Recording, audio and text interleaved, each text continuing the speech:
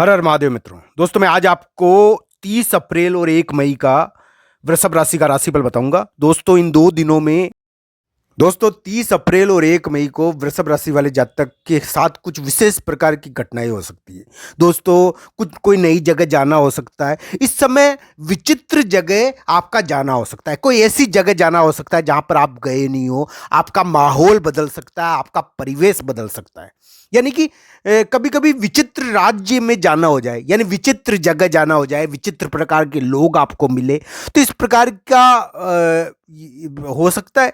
30 अप्रैल और 1 मई को इस प्रकार की घटना आपके साथ हो सकती है। इस समय यात्रा होती है मित्रों, यात्रा भी हो सकती है, दूसरी जगह जाना भी हो सकता है, वातावरण बदल सकता है, परिवेश बदल सकता है। इस प्रकार की घटनाएं इन 2 दिनों में होगी दोस्तों। यानी कि यात्रा पर जाओगे आप, दूसरी जगह जाना होगा, वहां पर जाकर वहां के मंदिर में पूजा भी कर सकते हो। तो इस प्रकार की स्थिति होगी। 30 अप्रैल और 1 मई आपके लिए वातावरण परिवर्तन के दिन है। इस समय आपका परिवेश बदल सकता है, तो थोड़ा वातावरण चेंज हो सकता है, यात्रा हो सकती है, अन्यत्र जाना हो सकता है, किसी दूसरे और इस प्रकार की जगह जाना हो सकता है जहां पर आप गए नहीं हो। ऐसी जगह आप जाकर रह सकते हो जहां पर आपका पहले आपने देखी नहीं हो। इस प्रकार की जगह आप रह सकते हो, इस प्रकार के लोगों से मिल सकते हो जो आपसे बिल्कुल अलग प्रकार के हो, आपसे कभी मिले नहीं हो। तो माहौल बदलता है, परिवेश बदलता है।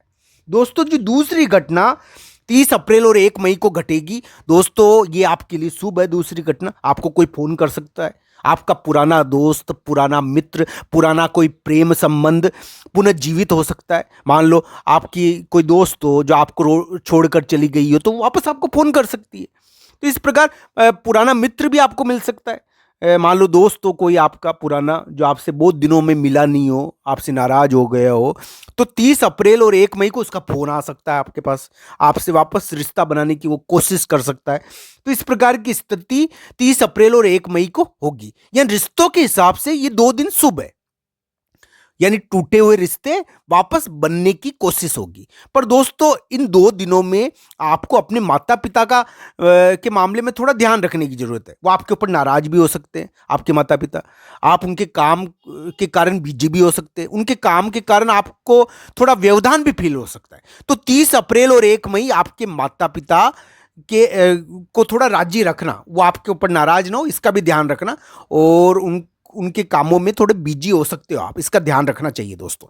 बॉस को भी राजी रखना चाहिए, बॉस भी इस समय थोड़ा नाराज हो जाता है और प्रसन्न भी हो जाता है हालांकि, पर बॉस के दिन भी है ये। तो इस प्रकार 30 अप्रैल और 1 मई आपके लिए थोड़ी विचित्र प्रकार की घटनाएं घटेगी।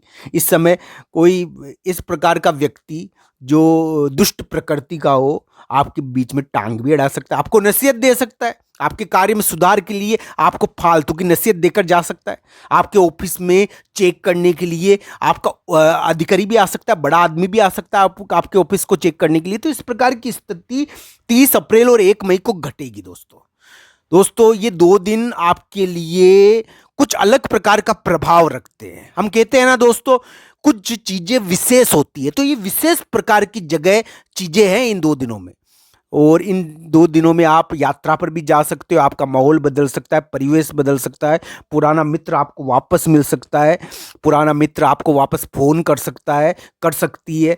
आपका आपकी काम में कोई टांग भी अड़ा सकता है, पर आपको बड़े लोगों की सहायता भी मिल सकती है। आप बड़े लोगों का चार्ज भी ले सकते हो, खुद बड़े आदमी बन सकते हो। तो इस प्रकार की स्थिति 30